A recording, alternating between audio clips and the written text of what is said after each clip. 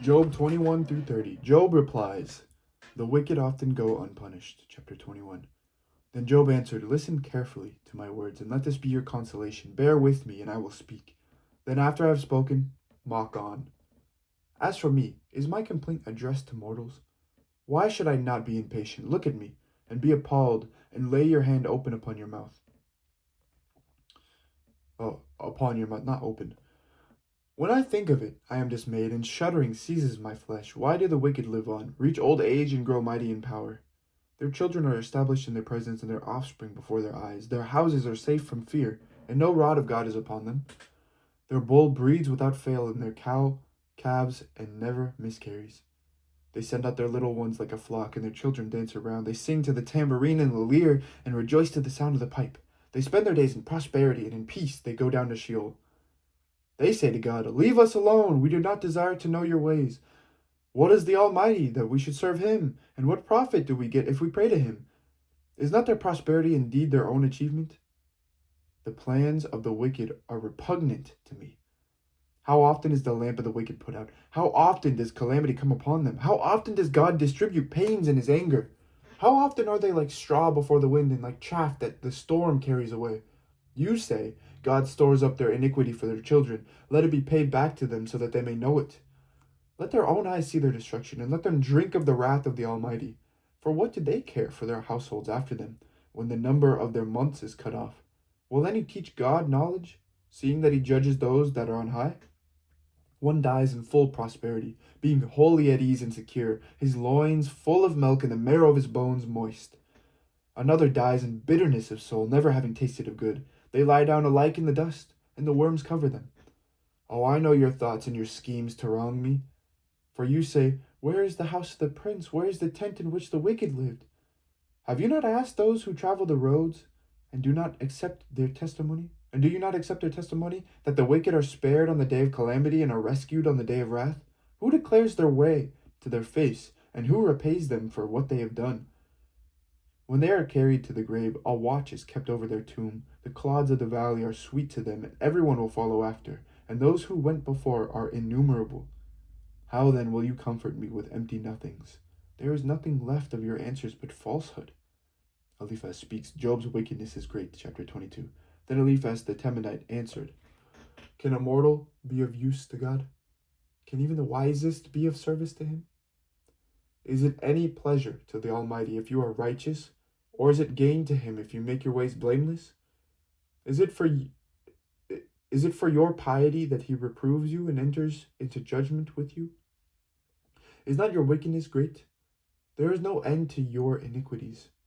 For you have exacted pledges from your family for no reason, and stripped the naked of their clothing. You have given no water to the weary to drink, and you have withheld bread from the hungry. The powerful possess the land, and the favored live in it. You have sent widows away empty-handed, and the arms of the orphans you have crushed. Therefore snares are around you, and sudden terror overwhelms you of darkness, or darkness so that you cannot see. A flood of water covers you. Is not God high in the heavens? See the highest stars, how lofty they are. Therefore you say, what does God know? Can he judge through the deep darkness? Thick clouds enwrap him, so that he does not see, and he walks on the dome of heaven. Will you keep to the old way that the wicked have trod?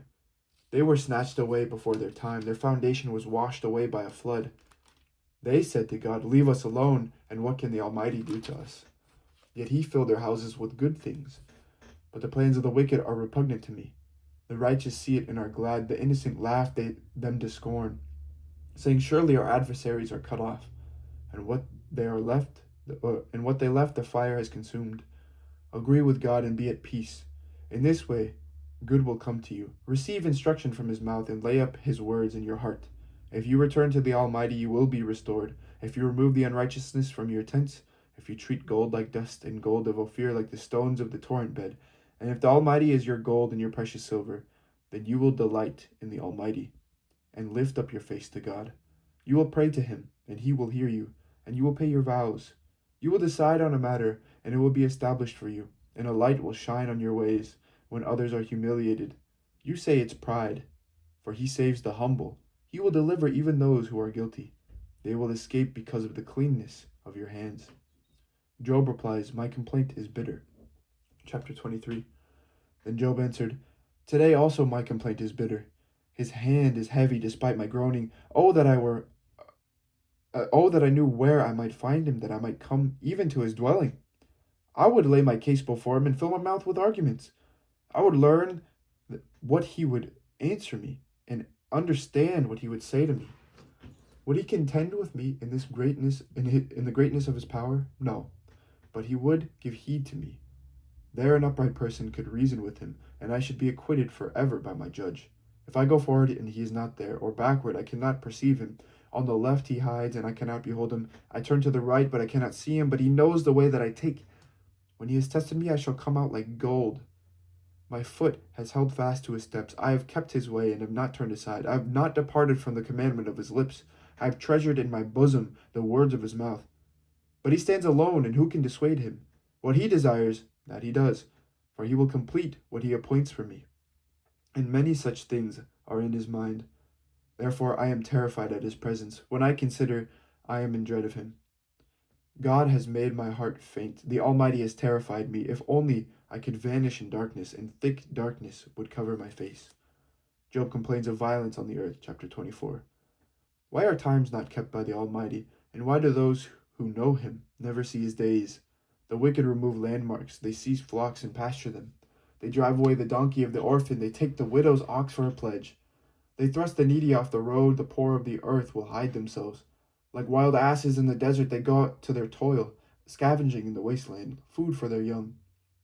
They reap in a field not their own, and they glean in the vineyard of the wicked. They lie all night naked, without clothing, and have no covering in the cold. They are wet with the rain of the mountains, and cling to the rock for want of shelter. There are those who snatch the orphan child from the breast, and take as a pledge the infant of the poor. They go about naked without clothing. Though hungry, they carry the sheaves. Between their terraces they press out oil. They tread out wine presses, but suffer thirst. From the city the dying groan, and the throat of the wounded cries for help, yet God pays no attention to their prayer. There are those who rebel against the light, who are not acquainted with its ways, and do not stay in its paths. The murderer rises at dusk to kill the poor and needy, and in the night it is like a thief. The eye of the adulterer also waits for the twilight, saying, No eye will see me, and he disguises his face. In the dark they dig through houses. By day they shut themselves up. They do not know the light. For deep darkness is morning to all of them, for they are friends with the terrors of deep darkness. Swift are they on the face of the waters, their portion in the land is cursed. No treader turns towards their vineyards. Drought and heat snatch away the snow waters, so does Sheol those who have sinned.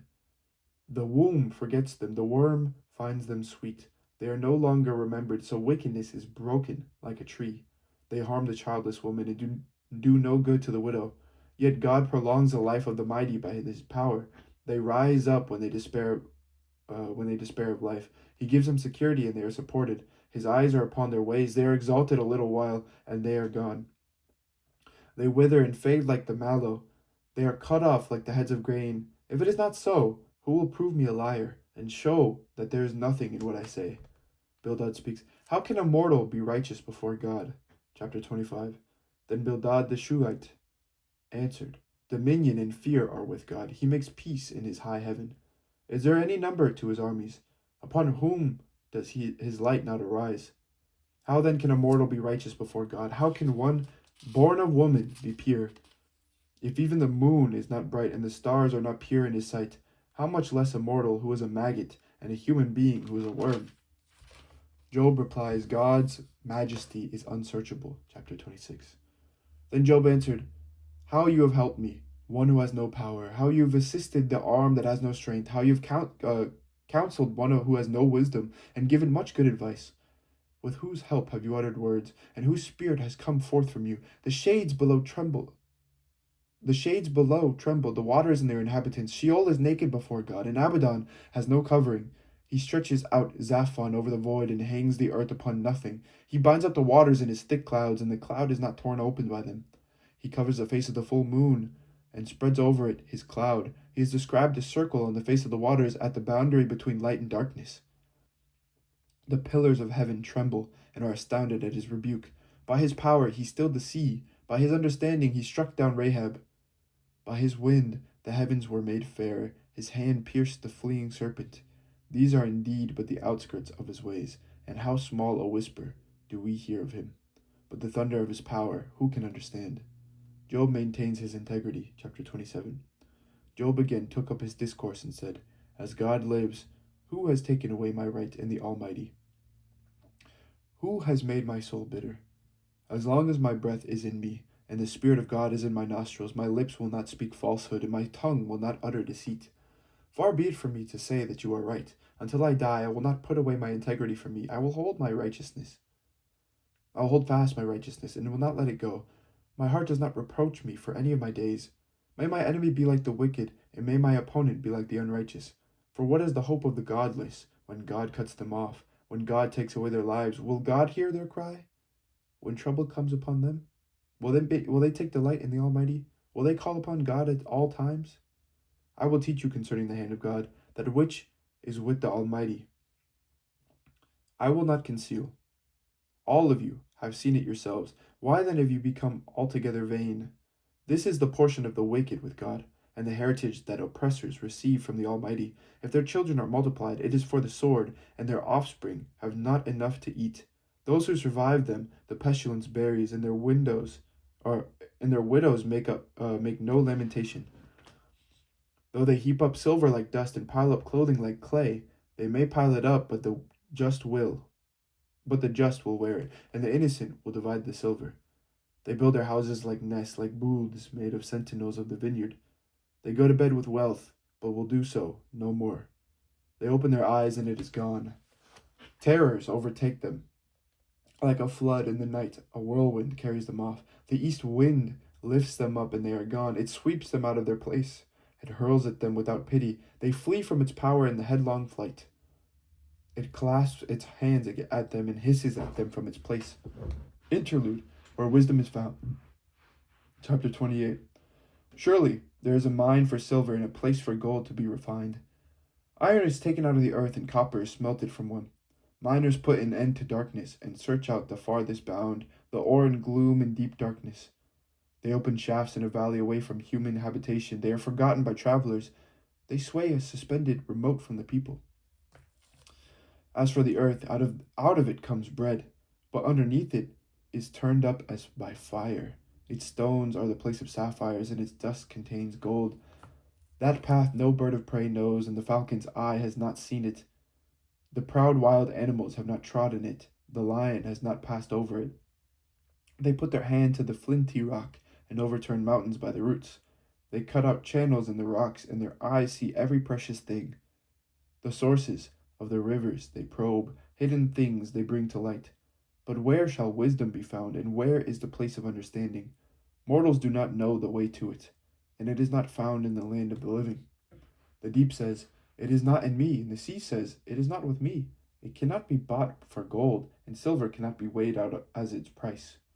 It cannot be valued in the gold of Ophir, in precious onyx or sapphire. Gold and glass cannot equal it, nor can it be exchanged for jewels of fine gold. No mention shall be made of coral or of crystal. The price of wisdom is above pearls. The chrysolite of Ethiopia cannot compare with it, nor can it be valued in pure gold. Where then does wisdom come from, and where is the place of understanding? It is hidden from the eyes of all living and concealed from the birds of the air. Abaddon and Death say, We have heard a rumor of it with our ears. God understands the way to it, and he knows its place, for he looks to the ends of the earth and sees everything under the heavens. When he gave to the wind its weight, and apportioned out the waters by measure, when he made a decree for the rain, and a way for the thunderbolt, then he saw it and declared it, he established it and searched it out, and he said to humankind, Truly, the fear of the Lord, that is wisdom, and to depart from evil is understanding. Job finishes his defense, chapter 29.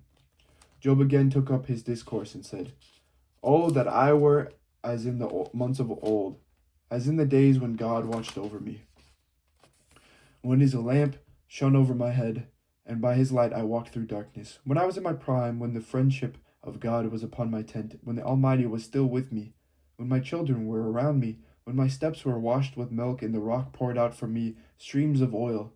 When I went out of the gate of the city, when I took my seat in the square, and the young men saw me and withdrew, and the aged rose up and stood, the nobles refrained from talking and laid their hands on their mouths, the voices of princes were hushed, and their tongues struck to the roof of their mouths. When the ear heard, it commanded me, and when the eye saw, it approved, because I delivered the poor who cried, and the orphan who had no helper. The blessing of the wretched came upon me, and I caused the widow's heart to sing for joy. I put on righteousness, and it clothed me. My justice was like a robe and a turban. I was eyes to the blind and feet to the lame. I was a father to the needy, and I championed the cause of the stranger. I broke the fangs of the unrighteous and made them drop their prey from their teeth. Then I thought, I shall die in my nest, and I shall multiply my days like the phoenix. My roots spread out to the waters with the dew all night on my branches. My glory was fresh with me, and my bow ever new in my hand.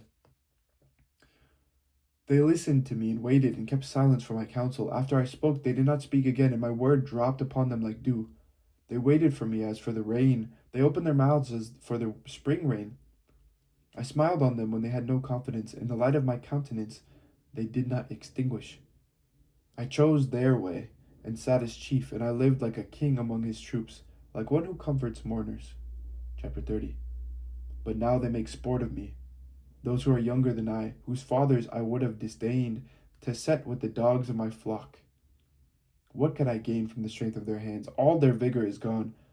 Through want and hard hunger, they gnaw the dry and desolate ground. They pick mallow in the leaves of bushes, and to warm themselves, the roots of broom. They are driven out from society. People shout after them as after a thief. In the gullies of wadis they must live, in the holes of the ground and in the rocks. Among the bushes they bray, under the nettles they huddle together, a senseless, disreputable brood. They have been whipped out of the land, and now they mock me in song.